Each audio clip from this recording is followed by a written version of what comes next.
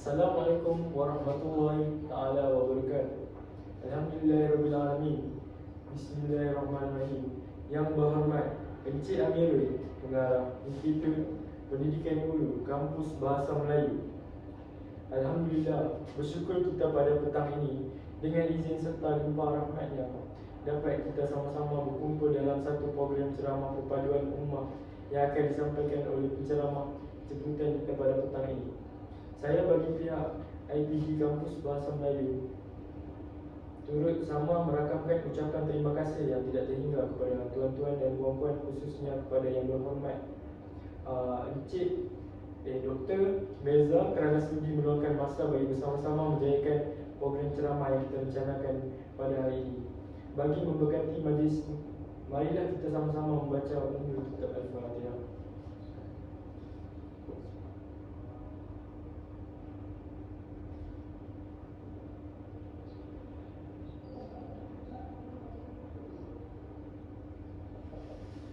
Menggunakan acara kita pada petang ini dengan ucapan yang akan disampaikan oleh Yang Berhormat Encik Amirul, iaitu Pengarah LPG Kampus Bahasa Melayu. Majlis dengan segala hormat yang mempersilakan. Bismillahirrahmanirrahim. Terlebih dahulu saya ingin merafakkan kesyukuran kehadirat Allah SWT kerana dengan limpah kurnia dan izinnya maka kita dapat berkumpul bersama-sama pada majlis ceramah akhlak Rasulullah ini.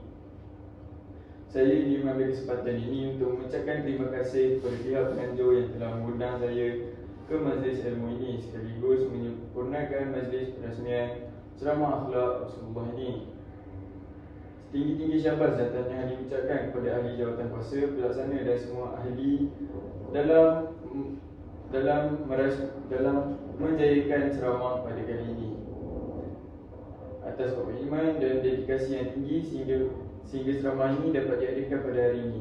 Harapan saya sehingga mesyuarat ini akan dapat berjalan lancar dengan jayanya. Sekian, wabillahi taufiq wal hidayah. Wassalamualaikum warahmatullahi wabarakatuh. Itu saja daripada saya. Majlis dengan segala hormat yang mempersilakan.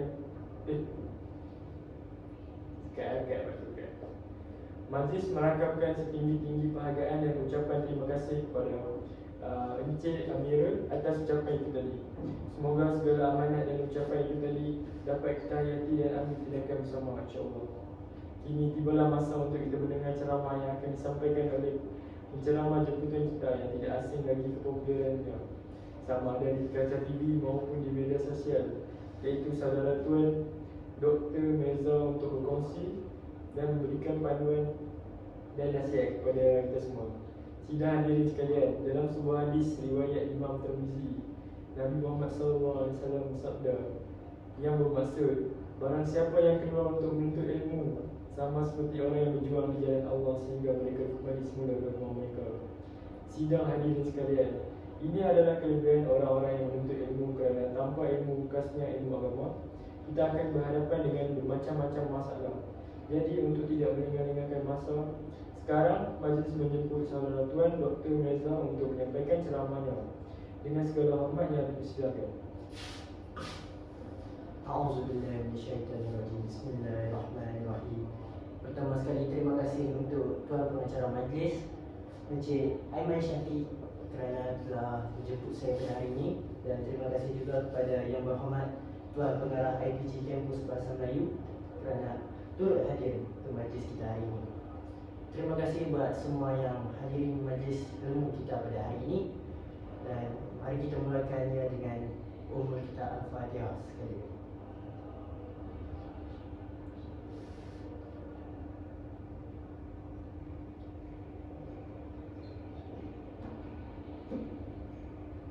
Bismillahirrahmanirrahim. Assalamualaikum dan salam sejahtera kepada semua hadirin yang saya hormati. Pada hari ini saya ingin menyampaikan kepada anda semua mengenai salah satu aspek yang paling mulia dalam kehidupan kita sebagai umat Islam, iaitu akhlak Rasulullah SAW. Bagaimana Rasulullah SAW memperlihatkan akhlak yang tinggi dan menjadi contoh teladan bagi kita semua. Ini amat penting untuk kita gunakan dalam kehidupan seharian agar hidup kita diberkati oleh Allah Subhanahu Wa Taala. Rasulullah SAW, Nabi kita Muhammad SAW adalah rahmat bagi seluruh alam. Beliau diutuskan oleh Allah Subhanahu Wa Taala untuk membimbing umat manusia kepada jalan yang benar. Dan salah satu cara beliau melakukannya adalah melalui akhlak yang mulia. Sebagai seorang hamba Allah Subhanahu Wa Taala, kita harus mengikuti segala perintah dan tidak melanggar segala larangannya. Pertama sekali, marilah kita mulakan dengan aspek yang pertama, iaitu kepedulian terhadap orang lain. Secara amnya, Rasulullah SAW adalah contoh teladan dalam menjaga perasaan orang lain. Beliau sentiasa berusaha untuk memahami dan merasai penderitaan orang lain, terutamanya umatnya. Ini adalah satu prinsip penting dalam Islam yang diakui dalam banyak hadis. Sebagai contoh, Rasulullah SAW bersabda dalam hadis riwayat Al-Bukhari dan Muslim, tidak beriman seorang di antara kamu sehingga dia mencintai saudaranya apa yang dia cintai untuk dirinya sendiri. Ini menunjukkan betapa pentingnya sifat empati dan menjaga perasaan orang lain dalam Islam. Terutamanya pada dunia pada masa kini, kita mempunyai media sosial yang penting, banyak digunakan oleh kalangan umat Islam, terutamanya orang-orang muda. Jadi sebagai seorang mukmin, kita harus menekankan akhlak yang mulia dalam sosial media.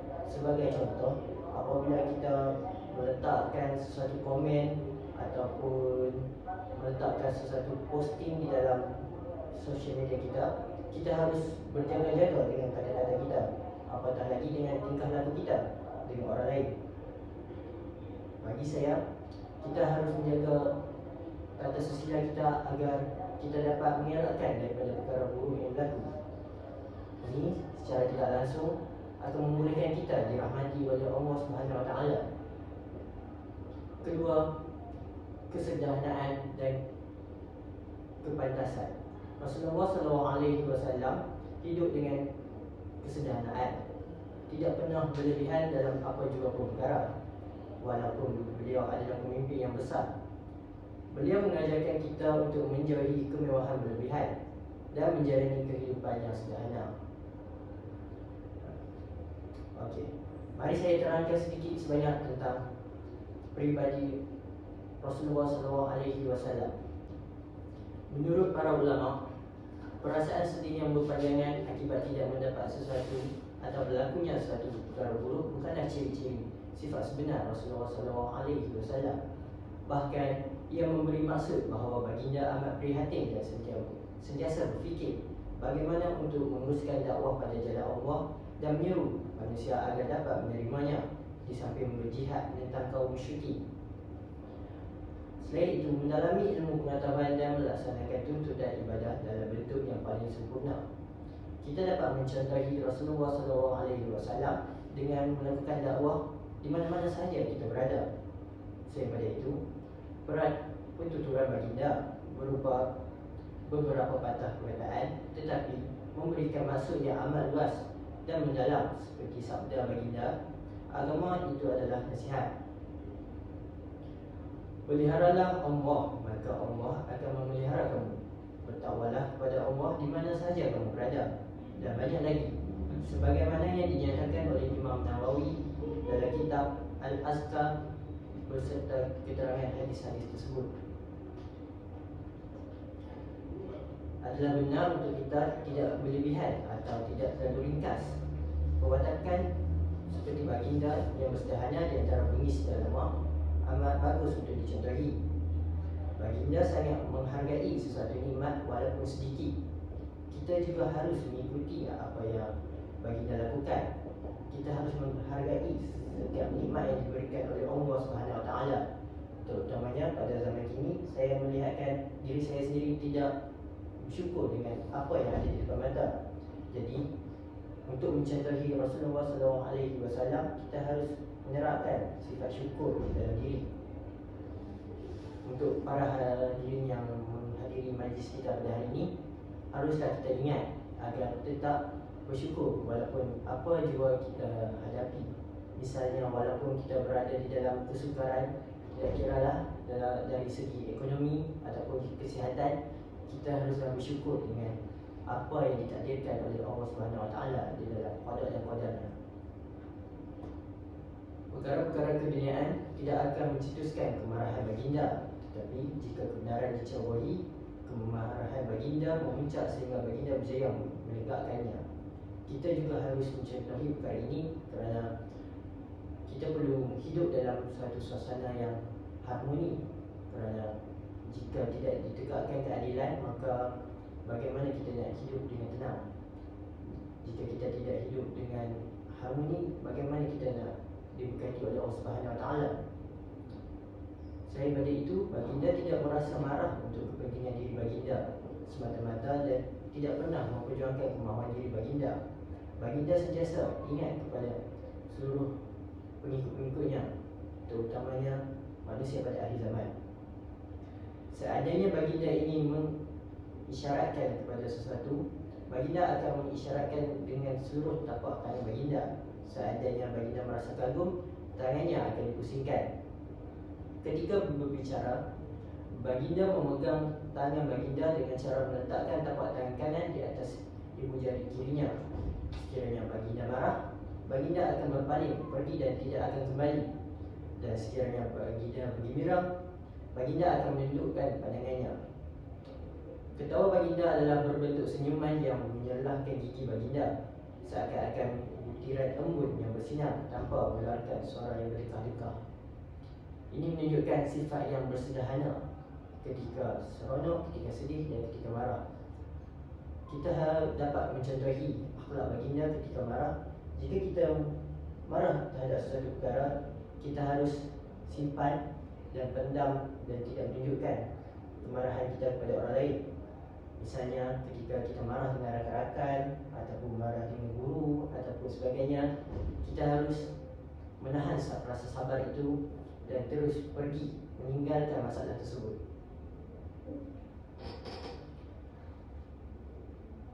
Selain daripada itu, kita harus mengeratkan rasa sabar dan meminta ampun kepada Allah Subhanahu Wa Taala. Rasulullah SAW adalah contoh kesabaran yang luar biasa. Beliau menghadapi banyak cabaran dan ujian dalam hidupnya, tetapi tidak pernah kehilangan kesabaran. Allah Subhanahu Wa Taala menggambarkan kesabaran dalam Al-Quran sebagai ciri utama orang-orang yang beriman. Rasulullah SAW juga mengajar kita untuk memaafkan orang lain, walaupun jika kita dianiaya. Dalam Al-Quran, Allah Subhanahu Wa Taala berfirman dalam surah Asy-Syura, dan pembalasan jahat ialah balasan serupa dengan perbuatannya. Tetapi siapa yang memaafkan dan berbuat kebaikan, maka pahalanya adalah di atas Allah. Ini adalah contoh jelas bagaimana kita perlu mencontohi akhlak Rasulullah SAW dalam mempraktikkan kesabaran dan pengampunan. Tambahan lagi, kita harus mengikuti kepedulian terhadap keluarga. Ini sifat yang amat kita harus ambil titik beratkan. Rasulullah SAW sangat menghormati dan mencintai keluarganya. Beliau adalah suami yang penyayang dan bapa yang penyayang. Beliau memberi contoh yang sangat baik tentang bagaimana seorang suami sepatutnya memperlakukan kepada isteri dan keluarganya dengan penuh kasih sayang.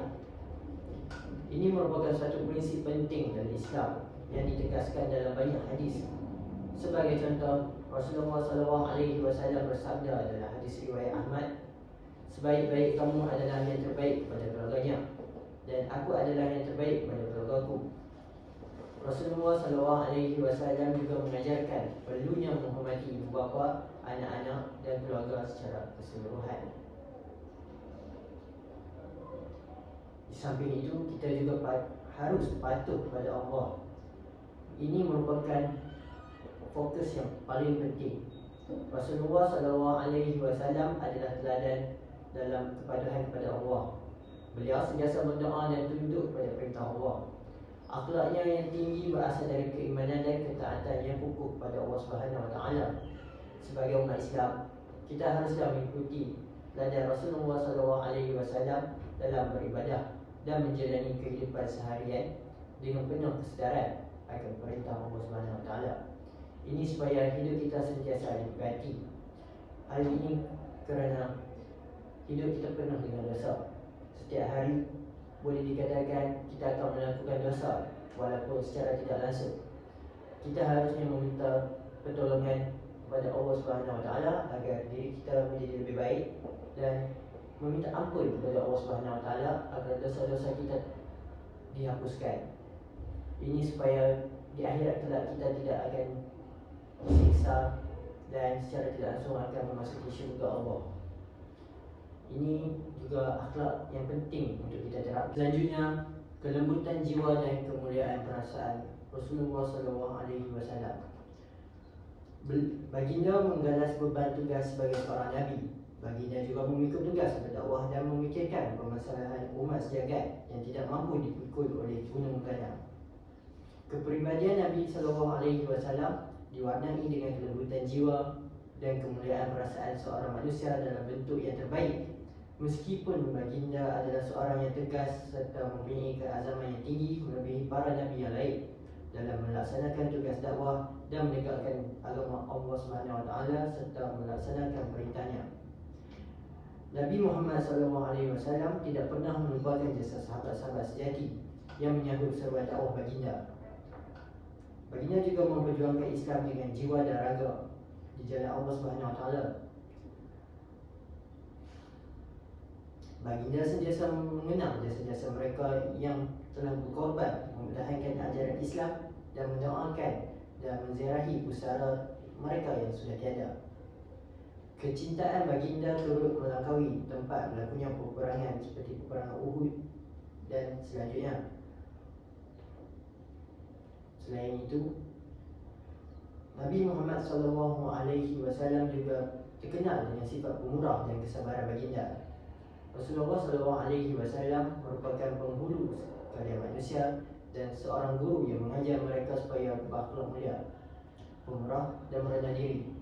Firman Allah, dan bahawa sesungguhnya engkau mempunyai akhlak yang amat mulia, dalam surah Al-Qalam ayat 4. Baginda sendiri pernah bersabda, aku dididik oleh penciptaku, maka dia telah memberikanku sebaik-baik pendidikan. Dan Nabi Muhammad SAW juga pernah bersabda, sesungguhnya Allah telah mengutuskanku untuk menyempurnakan akhlak yang mulia dan melengkapkan amalan yang baik. Tambahan lagi, baginda SAW memelihara kesucian agama dan mempertahankan intipati ajarannya.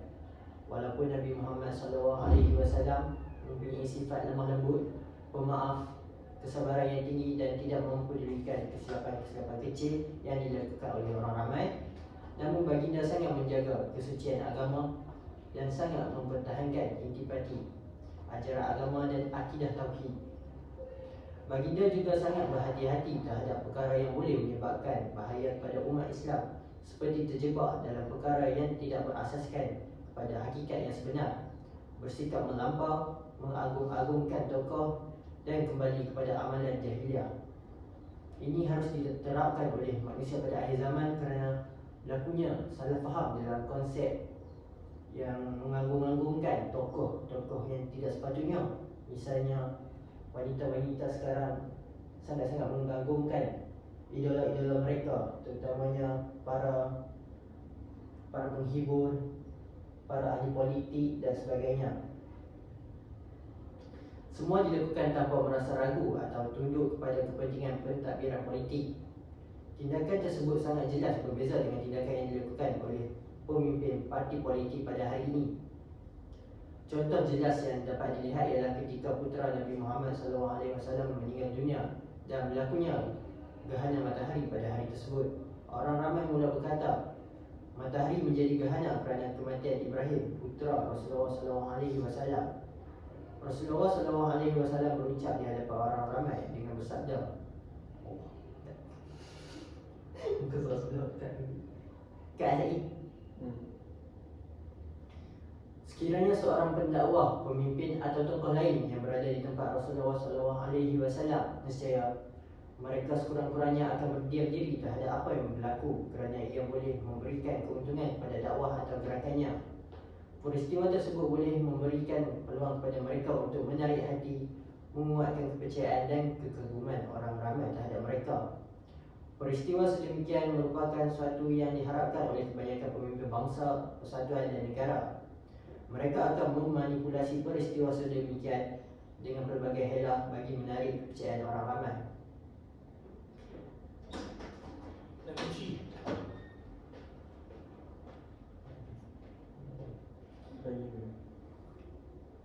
Tambahan lagi, Nabi Muhammad SAW mempunyai kerendahan diri. Sifat rendah diri Nabi SAW adalah sesuatu yang tidak dapat ditandingi. Baginda tidak pernah sama sekali suka diberikan layanan istimewa. Baginda tidak suka orang ramai bangun untuk menghormatinya atau memujinya secara keterlaluan lantas memujanya seperti yang dilakukan oleh umat terdahulu terhadap nabi-nabi mereka atau mengangkat kedudukannya mengatasi kedudukan seorang hamba dan rasul. Nampaknya sampai di sini saja ceramah kita pada hari ini. Jadi sebagai umat Islam, kita seharusnya berusaha untuk mengikuti akhlak Rasulullah SAW. Ini bukan hanya menjadi tugas kita sebagai umat Islam, tetapi juga merupakan cara terbaik untuk menjalani kehidupan yang bermakna dan membantu menyebarkan kasih, cinta dan kebaikan dalam masyarakat. Akhlak yang mulia adalah warisan yang berharga yang ditinggalkan oleh Rasulullah SAW. Dan kita sepatutnya berusaha untuk menjadikan akhlak ini sebagai sebahagian daripada kehidupan kita seharian. Terima kasih diucapkan kepada saudara Dr. Meza di atas perkongsian, panduan dan nasihat serta teguran itu tadi. Dengan ini berakhirlah program ceramah tentang akhlak Rasulullah.